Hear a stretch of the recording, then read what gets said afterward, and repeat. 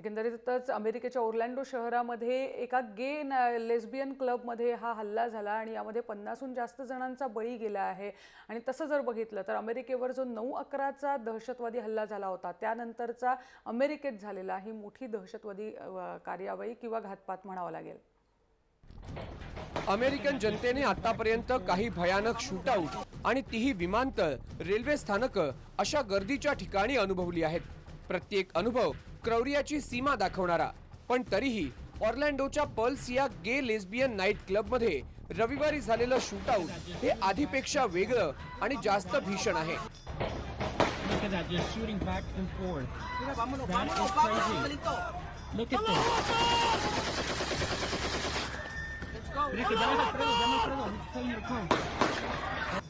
उमार मतीन या मुस्लिम तरुणाने एक रायफल आणि रिव्हॉल्वर यांच्या सहाय्याने केलेल्या बेछूट गोळीबारात 53 जणांचा मृत्यू झाला तर 57 जण जखमी झाले।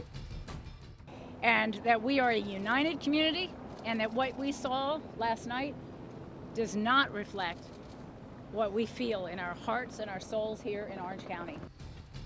गव्हर्नरने ही प्रतिक्रिया हल्ला झाल्या दिली। त्यानंतर हल्लेखोर उमार मतीन बद्दल बरीचशी माहिती उघड झाली आणि या शूटआउट बद्दलचं भीषण वेगळेपण सांगणारं एक निवेदन स्वतः अध्यक्ष बराक ओबामा यांनी व्हाईट हाऊस मधून प्रसारित केलं। This is an open investigation. We've reached no definitive judgment on the precise motivations of the killer.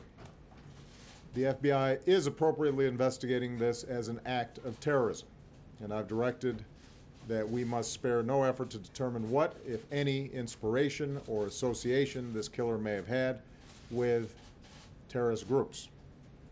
What is clear is that he was a person filled with hatred.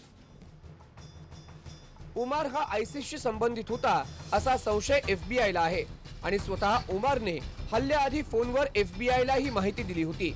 त्यामुळे हा हल्ला दहशतवादी कारवाई आहे की काय असा संशय आता निर्माण झालाय आणि तसं असेल तर 9 सप्टेंबरच्या हल्ल्यानंतर अमेरिकेतली ही दुसरी दहशतवादी कारवाई असेल। उमारचे वडील मीर सिद्दीकी यांना हा दावा मान्य नाही। मियामीमध्ये एका युगलाला चुंबन घेताना बघून उमारचं पित्त खवळलं।